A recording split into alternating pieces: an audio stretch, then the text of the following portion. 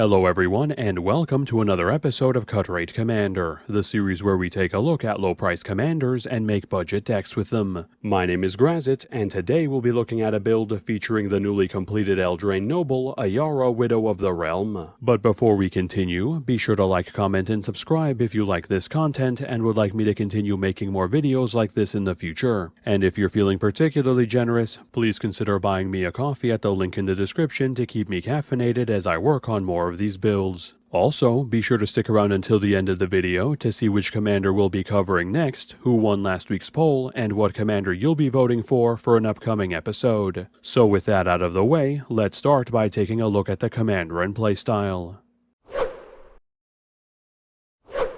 Ayara, Widow of the Realm is a 3/3 elf noble that costs 1 and double black and has the following abilities. Firstly, we can tap her and sacrifice another creature or artifact to have her deal X damage to target opponent or battle while we gain X life, where X is equal to the sacrificed permanent CMC. And secondly, at sorcery speed, we can pay 5 and a Phyrexian red to transform her into Ayara Furnace Queen, a 4/4 Phyrexian noble that, at the beginning of combat on our turn, returns up to 1 target artifact or creature from our graveyard to the battlefield, grants it haste, and exiles it at the beginning of the next end step.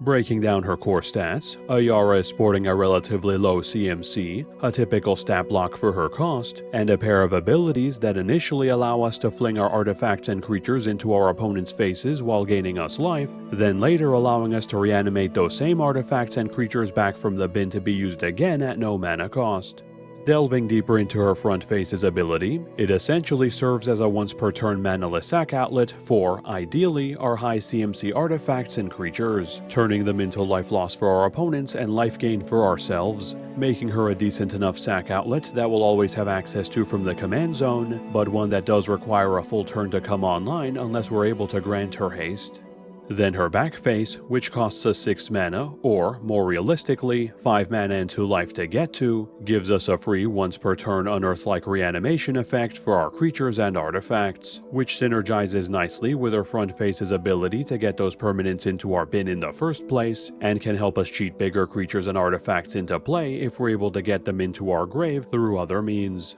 And it should be noted that creatures and artifacts we reanimate with this effect, unlike Unearth, only exile themselves at the beginning of the next end step, meaning if they're destroyed or sacked away before that, they'll just be returned to our graveyard so they can be reanimated again on subsequent turns. So, as we can see, Ayara is a commander that's more than capable of getting creatures and artifacts into and out of our graveyard, making her an ideal candidate to helm a reanimation style deck for either or a combination of both. And while initially I was tempted to go all in on artifacts, since they admittedly have a lot of solid graveyard synergies that we could take advantage of in this build, I already built that deck in the Brothers War featuring Mishra, Tamer of Makfawa, so I opted instead to take this build in a more creature-focused direction. Though if you want to use Ayara in a more artifact-themed deck, you can check out the Mishra build in the card or in the description and just use Ayara as the commander instead for some very solid results.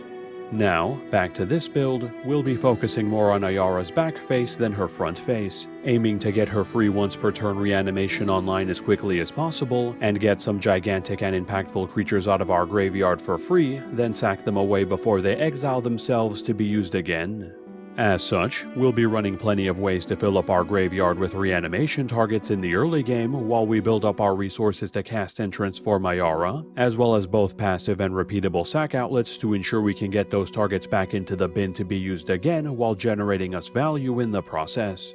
And speaking of reanimation targets, we'll be running plenty of them for our commander to cheat into play for us, ranging from creatures with built-in removal to pick apart our opponent's boards turn after turn, theft effects that allow us to temporarily steal our opponent's creatures so we can then use our sack effects on them to turn them into value, and reanimation effects that allow us to permanently bring our creatures back into play without them having to exile themselves. And then to supplement our creature reanimation game plan, we'll be adding a handful of ways for us to create cheap temporary clones of our reanimated creatures, allowing us to make even more use out of their ETB effects, get additional damage in, give our sack outlets additional targets to use them on, and getting us additional death triggers as we do so, until our opponents inevitably fall to our reanimated threats and their clones.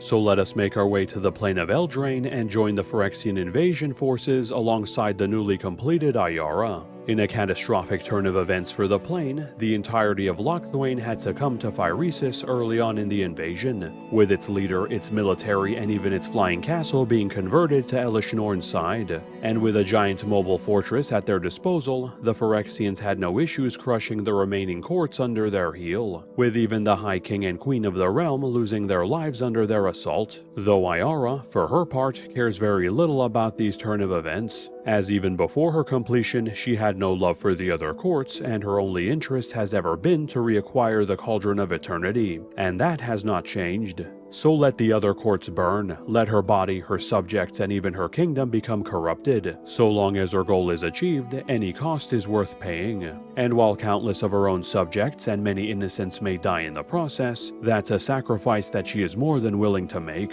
So, now that we know a bit more about the commander and playstyle, let's start looking at the deck itself by starting with the creatures. Beginning in the CMC1 slot, we have its singular entrant, Dockside Chef, a 1/2 that lets us pay 1 a black and sack an artifact or a creature to draw a card, making it a cheap and repeatable sack effect that we can use to turn our temporarily reanimated and or stolen creatures into card advantage instead of letting them be exiled or returned to their owners respectively. Then skipping to the CMC3 slot, we'll be staying on the sack outlet game plan with its first 3 members, Skullport Merchant, Stormclaw Rager, and Braid's Arisen Nightmare. Skullport Merchant is a 1/4 that, when it ETBs, creates a treasure token and lets us pay 1 a black and sack another creature or treasure to draw a card, serving as a sturdier Dockside Chef that we're again running as a repeatable sack outlet that turns our creatures into card advantage, that also provides us with some ramp in the form of treasure as a bonus, which we can always use to help speed up Ayara's transformation. Stormclaw Rager is a 2/2 that, at sorcery speed, lets us pay 1 and sack another creature or artifact to put a +1/+1 counter on it and draw a card, providing us with a cheaper but slower sack outlet compared to its predecessors, but its slower speed shouldn't matter to us too much, as we'll be primarily sacking creatures on our turn anyway. Braids is a 3/3 that, on our end step, lets us sack either an artifact, creature, enchantment, land, or planeswalker, and, if we do, has each opponent choose between sacking a permanent of the matching type, or, if they don't, instead has them lose 2 life while we draw a card, giving us a free sack outlet per turn, which is great to have in play when we transform Ayara and may not have the mana to spare for other sack outlets, that either provides AoE Edict removal or generates us card advantage, either of which are good for us. Then pivoting from sack outlets to creatures who sack themselves, we have Doomed Necromancer, Burnished Heart, and Canoptic Wraith. Doomed Necromancer is a 2/2 that lets us pay a black, tap it, and sack it to return target creature from our graveyard back into play, giving us access to another reanimation effect that, thanks to its ability to sack itself, is itself a superb reanimation target for our commander, who can continually bring it back into play with haste, allowing it to sack itself immediately and bypass the end of turn exile, and permanently reanimate one of our other reanimation targets for only a single mana. Burnished Heart and Canoptic Wraith both let us pay 3 and sack them to put 2 basic lands from our deck into play tapped, the former being a 2/2 and having no conditions to do this, and the latter being a 2/1 that's unblockable, has to deal combat damage to do this, and is limited to fetching up lands we already control, making them both decent sources of ramp in the early game that Ayara can later bring back to ramp us even further. And lastly, closing out the CMC3 slot, we have the legend Felden of the Third Path, a 2/3 that lets us pay 2 a red and tap him to create an artifact copy of a creature in our graveyard with haste that sacks itself at the beginning of the next end step, serving as an alternate means to get a reanimation target into play via his token creation, and, when used alongside Ayara, can get us 2 copies of the same creature into play to double up on its ETB and death triggers for double the value. Then proceeding to the CMC4 slot, we have another trio of legends starting us off, those being Chainer Nightmare Adept, Jaxus the Troublemaker, and Ortheon Hero of Lava Brink.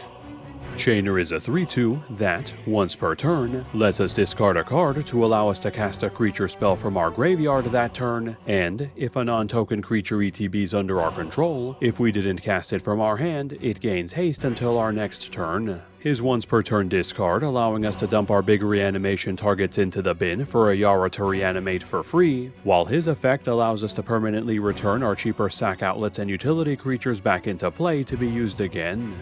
Jaxus is a 2/3 with Blitz for 1 and a red that, at sorcery speed, lets us pay a red, tapper, and discard a card to create a token copy of another creature we control that has haste, draws us a card when it dies, and sacks itself at the beginning of the next end step. Again, giving us another means to pitch our high CMC reanimation targets into the bin, this time to create temporary copies of our reanimated creatures to get even more mileage out of their ETBs, big stat blocks, and death triggers that even replace themselves on death as a bonus. Ortheon is a 3/3 that, at sorcery speed, either lets us pay 1 a red and tap him to create a token copy of another creature we control that has haste and sacks itself on the next end step, or alternatively, pay 6 triple red and tap him to create 5 token copies of a creature we control with those same effects instead, initially serving as another temporary clone generator to net us extra ETB attacks and death triggers off our reanimation targets, but later, once we have the 9 mana necessary, he can easily overwhelm our opponents with 5 extra copies of our biggest reanimated creature to hopefully end the game on the spot.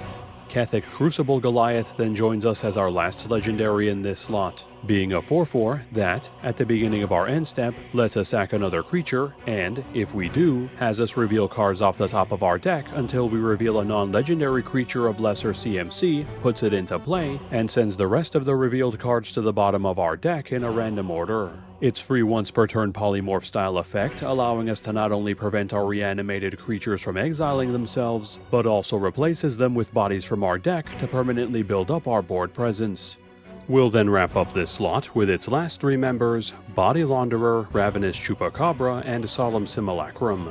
Body Launderer is a 3/3 with Death Touch that, whenever a non-token creature we control dies, connives, and, when it dies, returns another target non-rogue creature with equal to or lesser power than it from our graveyard to the battlefield. Its built-in connive providing us with graveyard setup, card selection, and increased stats as we bin our reanimation targets, which in turn sets up our commander and its own on-death reanimation quite nicely.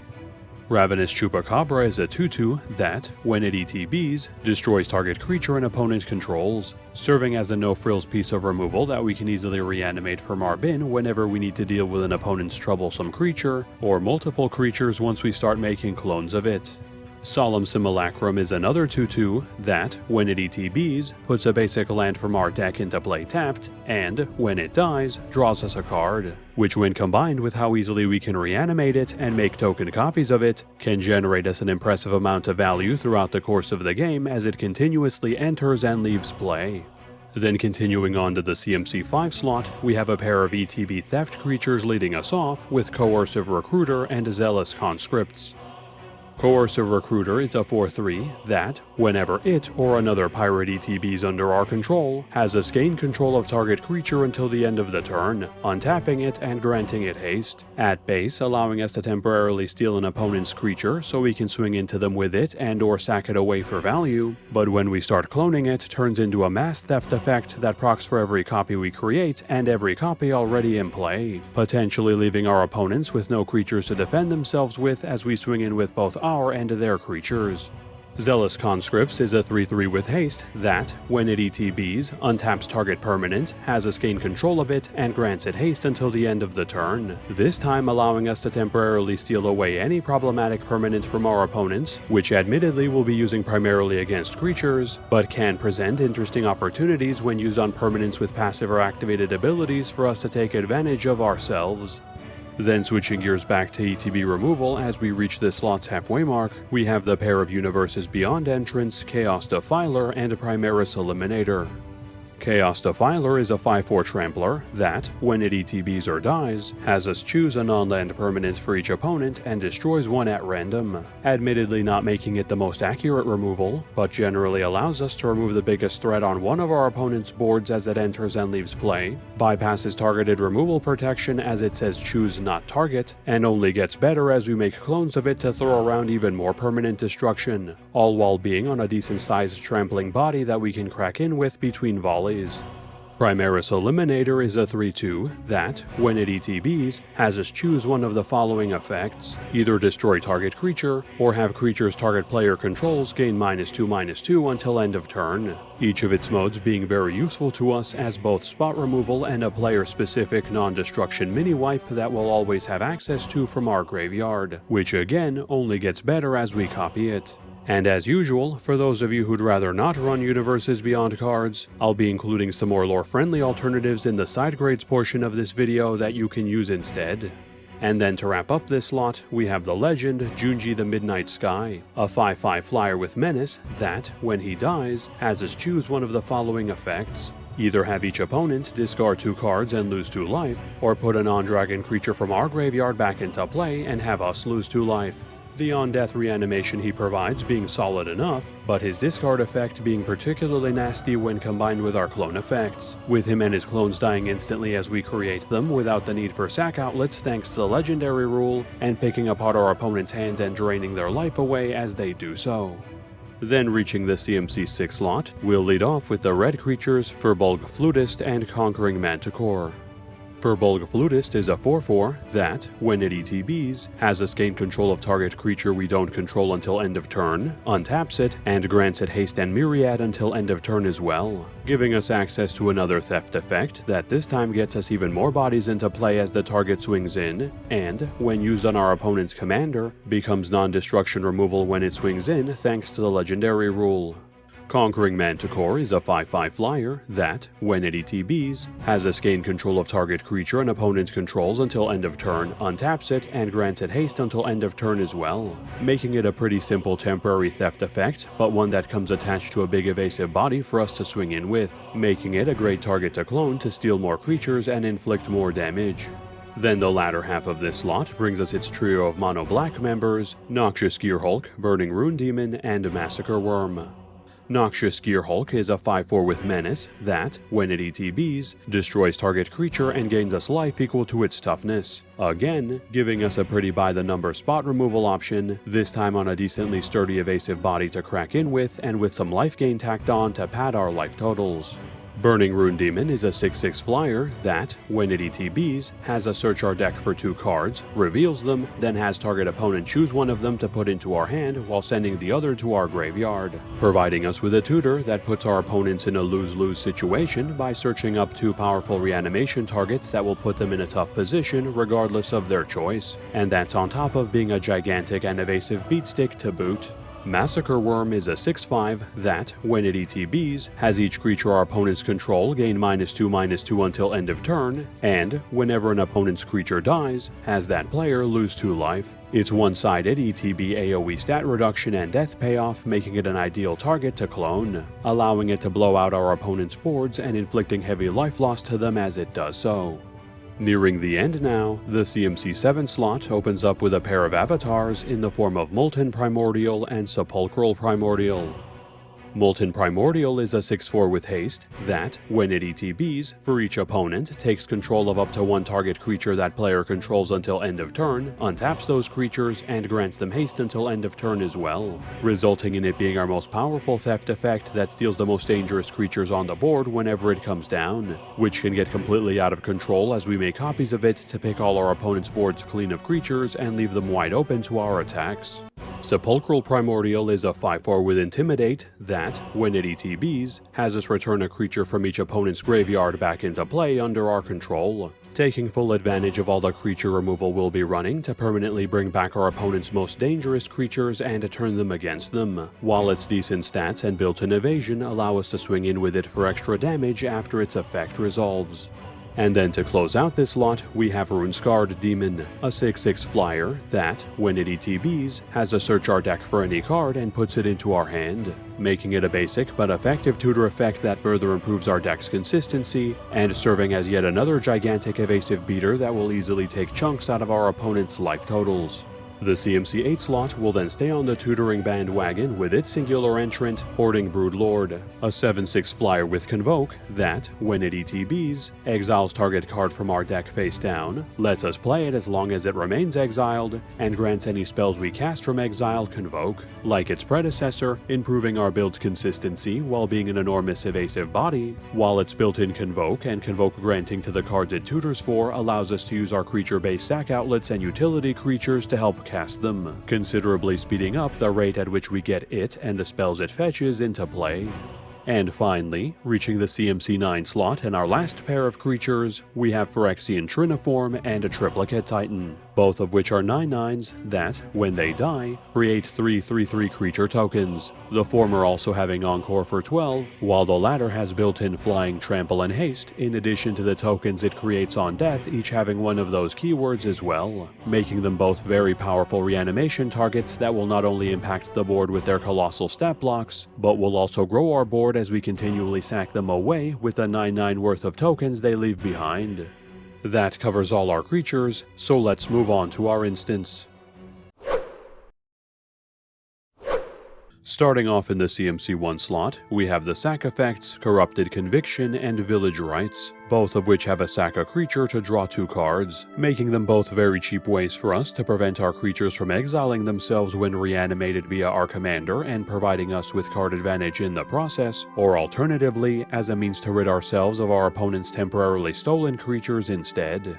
In a similar vein, the CMC 2 slot opens up with Deadly Dispute, Reckoner's Bargain, and Costly Plunder, all of which have a sack an artifact or creature to draw 2 cards, the first also creating a treasure token, the second gaining us life equal to the sacked permanent CMC, and the third having no additional effects, adding even more means to our build to turn our temporarily reanimated and/or stolen creatures into value, and preventing them from being exiled and/or being returned to our opponents. From there, it's on to some graveyard setup and card selection with Cathartic Pyre and Thrill of Possibility. Cathartic Pyre has us choose one of the following effects: either deal 3 damage to target creature or planeswalker, or discard up to 2 cards, then draw that many cards, which we'll be primarily using to pitch our reanimation targets while smoothing out our draws in the early game, though the removal it provides can still be useful to us in a pinch. Thrill of Possibility has us discard a card to draw 2 cards, again providing us with another cheap instant speed way to set up our graveyard while digging deeper into our deck for more resources, which is particularly good in the early game to ensure we make our land drops and hit our ramp sources. And then to close out the CMC 2 slot, we have the removal spell Terminate, which destroys target creature and prevents it from regenerating, which we're running as cheap and efficient spot removal to help us deal with any of our opponent's creature-based threats. Then the CMC 3 slot wraps up our instant category with 2 more removal options, Bedevil and Chaos Warp, the former destroying target artifact, creature, or planeswalker, while the latter shuffles target permanent back into its owner's deck, then has them reveal the top card from it, putting that card into play if it's a permanent, giving us some very flexible removal options to end on to help combat against a wide variety of threats. That covers all our instants, so let's move on to our sorceries. Kicking off with the CMC 1 slot, we have its solitary entry, Faithless Looting, which has us draw 2 then discard 2 and has flashback for 2 and a red, making it a dirt cheap way for us to load up our bin with reanimation targets while digging deeper into our deck for sack outlets, clone effects, and lands to help further our game plan, with the added benefit of being able to do so twice per game.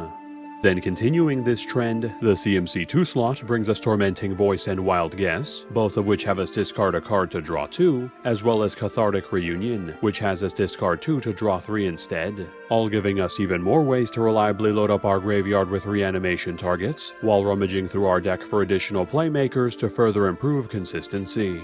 Then the first half of the CMC 3 slot brings us our final rummaging effect in this category, Seize the Spoils, which has us discard 1 to draw 2 and creates a treasure token, providing us with some ramp to help speed up and fix our mana base while giving us the same graveyard setup and card selection of its predecessors.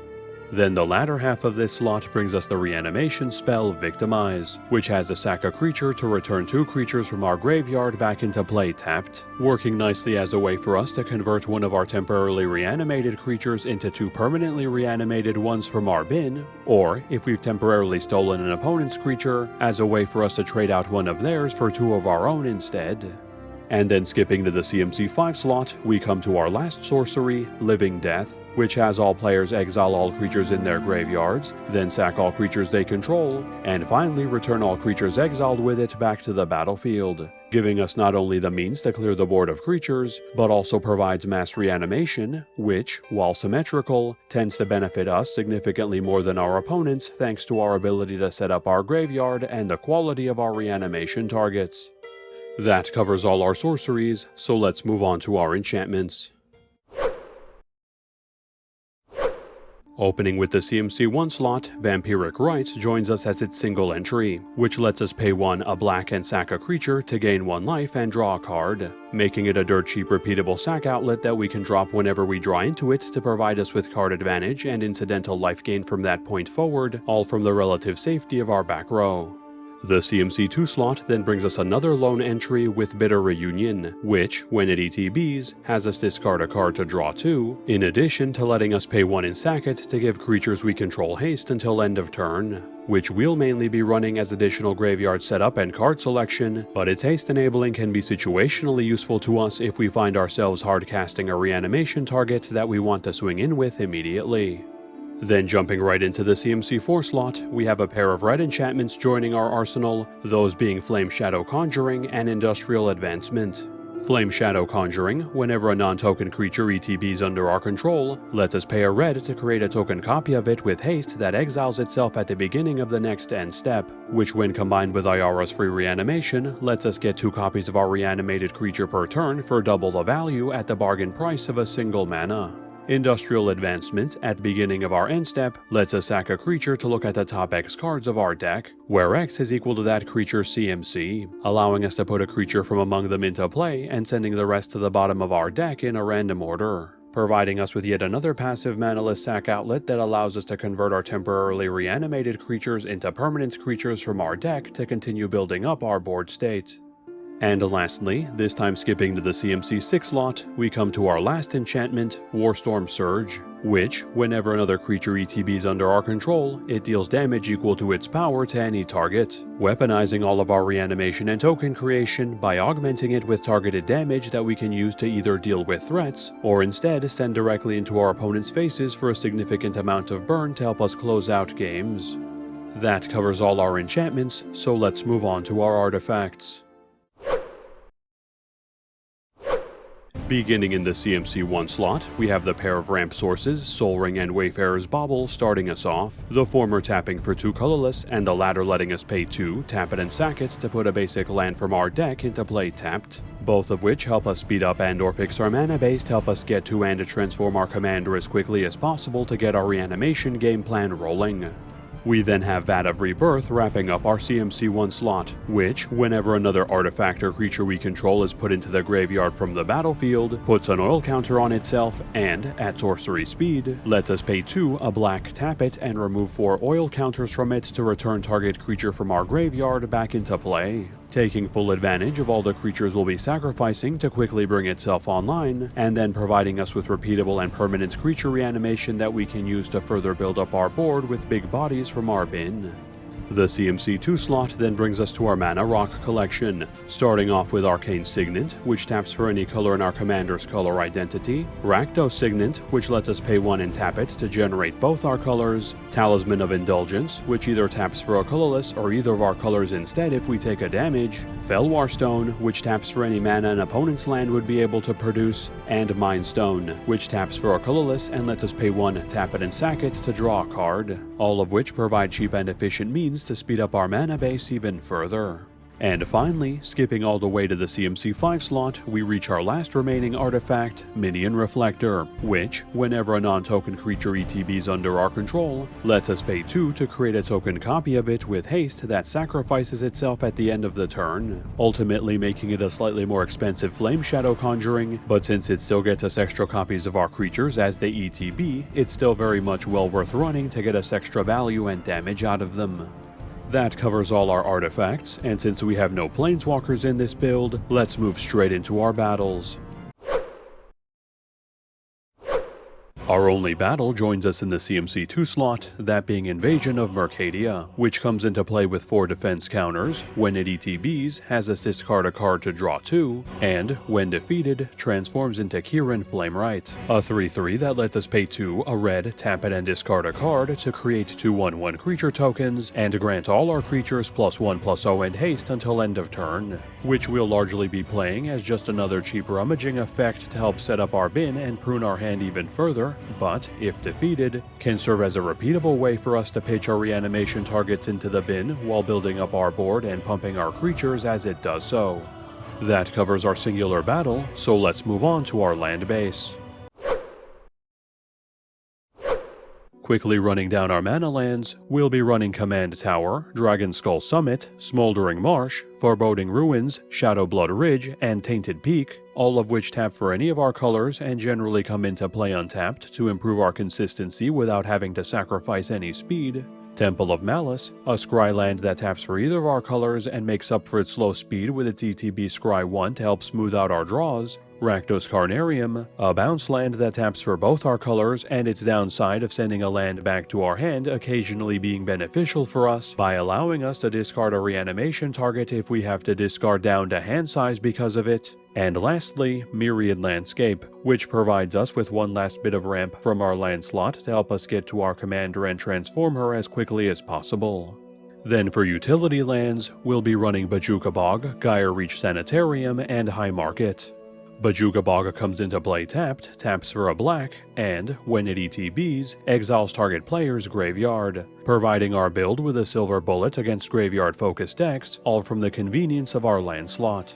Gyre Reach Sanitarium taps for a colorless and lets us pay 2 and tap it to have each player draw a card, then discard a card, giving us an additional means to set up our graveyard and dig deeper into our deck for more resources that, while symmetrical, tends to benefit us more than our opponents as we can use both the resources in our hand and in our graveyard. High Market also taps for a colorless and lets us tap it and sack a creature to gain 1 life, serving as one last sack outlet in this build to help us sack our creatures away before they exile themselves or to sack our opponent's creatures away as we steal them. And finally, we'll be running 13 swamps and 11 mountains as our basics to close out our land base. So, now that we've covered all the cards in the deck, let's take a look at this deck's breakdown. This deck currently has 32 creatures including the commander, 10 instants, 7 sorceries, 5 enchantments, 9 artifacts, 0 planeswalkers, 1 battle, and 36 lands. Looking at the stats that matter to our game plan, we have 15 creatures with ETB effects, 4 creatures with on-death effects, 21 sack outlets and sack effects, 12 sources of graveyard setup, 8 sources of reanimation, and 5 clone effects, giving us a decent selection of creatures that will generate us value as we reanimate them and sack them away, plenty of sack effects to ensure we can send our creatures to the bin before they exile themselves away, a decent number of ways to get our creatures into the bin to be reanimated in the first place, additional reanimation effects to supplement our commanders, and a handful of temporary cloning effects to get us even more copies of the creatures we reanimate into play for additional value. For general deck stats, we have 12 ramp sources, 10 card draw sources, 15 targeted removal sources, and 3 board wipes, with only our removal being slightly higher than normal to help us maintain control of the board, since our biggest creatures will generally only exist on our turns before we sack them away. Then looking at our mana curve, we have 8 1-drops, 16 2-drops, 12 3-drops, 9 4-drops, 7 5-drops, 6 6-drops, 3 7-drops, 1 8-drop, and 2 9-drops, leaving us with a somewhat heavy-looking curve that's actually faster than it appears, as we'll rarely be casting our high CMC creatures. in which we'll be aiming to fill our bin in the early game, then get our commander on board and transform her so she can begin reanimating our creatures for free each turn. From there, we'll simply continually sack away, reanimate, and create token copies of our reanimated creatures, using and abusing their ETB and on-death effects along with their massive stat blocks until our opponents fold under the weight of value that Ayara can cheat into play for us. Currently, this deck is valued at 6508, not counting the price of basic lands or shipping. This price was calculated by using the cheapest listed marketplace price on TCG Player at the time of this recording. For side grades, we can exchange Firbolg Flutist for Flayer of the Hatebound if we want to tack on repeatable targeted damage to our reanimation effects at the cost of reducing our ability to steal our opponent's creatures to sack them away. Sepulchral Primordial can be swapped out for Combustible Gearhulk if we prefer additional burn and graveyard setup over reanimating our opponent's creatures to use against them, and if we don't mind running Universes Beyond cards, Zealous Conscripts can be traded out for Necron Deathmark as an alternate ETB removal effect that also helps us further load up our graveyard with reanimation targets. And for those of you who'd rather not play with Universes Beyond cards, Canoptic Wraith can be substituted by Reckless Barbarian as another creature that can sack itself away to ramp us. Chaos Defiler can be benched for Grey Merchant of Asphodel, who may not provide removal but is still an excellent reanimation and clone target to drain huge amounts of life away from all our opponents while bolstering our own. And Primaris Eliminator can be eliminated in favor of Phyrexian Delver to give us access to additional permanent ETB reanimation. Then for upgrades, we can cut Seize the Spoils for Saw in half, adding another sacrifice effect to the build that this time will trigger the affected creature's ETB 2 more times and give us additional bodies to sack away for additional value. Conquering Manticore can be deposed by Wormcoil Engine, which is an excellent reanimation target that further grows our board with decent keyworded tokens as we sack it away after we crack in with it. Phyrexian Triniform can be scrapped to make room for Archon of Cruelty, who may be smaller but has built-in evasion, and, thanks to usually being reanimated with haste, will generally force our opponents to discard 2, sack 2 creatures and lose 6 life while we draw 2 cards and gain 6 life every time we bring it back. And Coercive Recruiter can be let go in favor of Shuldred, whose ETB AoE Edict removal is passable, and if we reanimate her, we can immediately transform her into the True Scriptures to not only circumvent the end of turn exile, but also gets us additional spot removal, hand disruption, and eventually a backbreaking free Rise of the Dark Realms to bring all creatures back from all graveyards into play under our control to close out the game. And lastly, Living Death Symmetrical Board Wipe and Reanimation, while good, can be shelved to make room for the reanimation target and payoff Terror of the Peaks, who serves as a Warstorm Surge on a decent-sized evasive body, allowing us to not only get the targeted damage whenever we reanimate or clone a creature, which gets out of control once we start cloning it, but also lets us swing in with it in the air for even more damage. And all for the bargain price of 151 times the cost of Warstorm Surge itself. Thanks everyone for sticking around until the end of the video. Before we continue, I would first like to give a quick thanks to all the channel subscribers for helping us crack the 12.4k subscriber milestone. Thank you all for the continued support you've given the channel, as we could not have gotten here without it. Now, with Ayara Widow of the Realm covered, the next commander we'll be covering will be the team-up pairing of Jeru and Hazoret, so look forward to a legendary themed build featuring them next week. Then moving on to the results of last week's poll, it looks like Quintorius Loremaster was able to claim the top spot, so look forward to a spirit and non-creature recursion themed build featuring him coming soon. Then proceeding to this week's poll, we'll actually be putting those on hold for the time being, as the precons for Lord of the Rings will be dropping soon, and, since most of you wanted me to do upgrade guides for them, we'll be covering them for the next few weeks, so stay tuned for those. And lastly, before we close out, be sure to like, comment, and subscribe if you haven't done so already, as this channel can't continue to grow without your support. And if you feel like showing your thanks by keeping me caffeinated while I make these videos, please consider buying me a coffee at the link in the description. And speaking of which, I would like to thank Santush for their generous donation. Thanks for the coffee, Santush, and thank you for supporting the channel. And if any of you would like to support the channel in a different way, feel free to check out the other deck techs floating around my head if you'd like to see the latest builds, or click on the link above for a playlist of all the Cut Rate Commander episodes I've made so far. And with that, have a good one folks, and stay safe.